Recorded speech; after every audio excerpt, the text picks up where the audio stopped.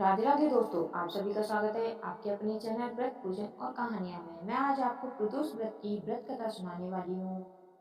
तो बोलिए ओम नमः शिवाय। प्राचीन काल में एक गरीब पुजारी हुआ करता था। उस पुजारी की मृत्यु के बाद उसकी विधवा पत्नी अपने भरण पोषण के लिए पुत्र को साथ लेकर भीख मांगती हुई शाम को घर वापस आती थी। एक दिन उसकी मुलाकात विदर्भ देश के राजकुमार से हुई, जो कि अपने पिता की मृत्यु के बाद दर दर भटकने लगा था। उसकी यह हालत पुजारी की पत्नी से देखी नहीं गई और वह उस राजकुमार को अपने साथ अपने घर ले आई और पुत्र जैसा रखने लगी। एक दिन पुजारी की पत्नी अपने साथ दोनों पुत्रों को सांडिल्य ऋषि के आश्रम ले गई। वहां उसने ऋषि से शिव जी के प्रदोष व्रत की कथा एवं विधि सुनी। तब घर जाकर वह भी प्रदोष व्रत करने लगी। एक बार दोनों बालक वन में घूम रहे थे। उनमें से पुजारी का बेटा तो घर लौट आया, परंतु राजकुमार वन में ही रह गया।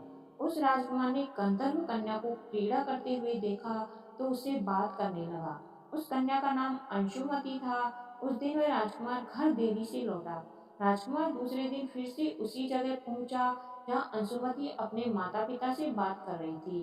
तभी अंशुमति के माता पिता ने उस राजकुमार को पहचान लिया तथा उससे कहा कि आप तो विदर्भ नगर के राजकुमार हो ना, आपका नाम धर्मगुप्त है।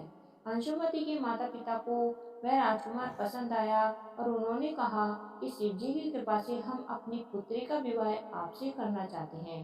क्या आप इस विवाह के लिए तैयार हैं? राजकुमार ने अपनी स्वीकृति दे दी तो उन दोनों का विवाह संपन्न हुआ। बाद में राजकुमार ने गंधर्व की विशाल सेना के साथ विदर्भ पर हमला किया और घमासान युद्ध कर विजय प्राप्त की तथा पत्नी के साथ राज्य करने लगा। वहां उस महल में वह पुजारी की पत्नी और पुत्र को आदर के साथ ले आया तथा साथ रखने लगा।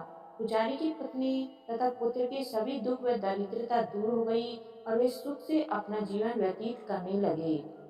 एक दिन अंशुमति ने राजकुमार से इन सभी बातों के पीछे का कारण और रहस्य पूछा। तब राजकुमार ने अंशुमति को अपने जीवन की पूरी बात बताई और साथ ही प्रदोष व्रत का महत्व और व्रत से प्राप्त फल से भी अवगत कराया। उस दिन से प्रदोष व्रत की प्रतिष्ठा व महत्व बढ़ गया तथा मान्यता अनुसार लोग यह व्रत करने लगे। कई जगहों पर अपनी श्रद्धा के अनुसार स्त्री पुरुष दोनों ही यह व्रत करते हैं। इस व्रत को करने से मनुष्य के सभी कष्ट और पाप नष्ट होते हैं एवं मनुष्य को अभिष्ट की प्राप्ति होती है। तो बोलिए ओम नमः शिवाय।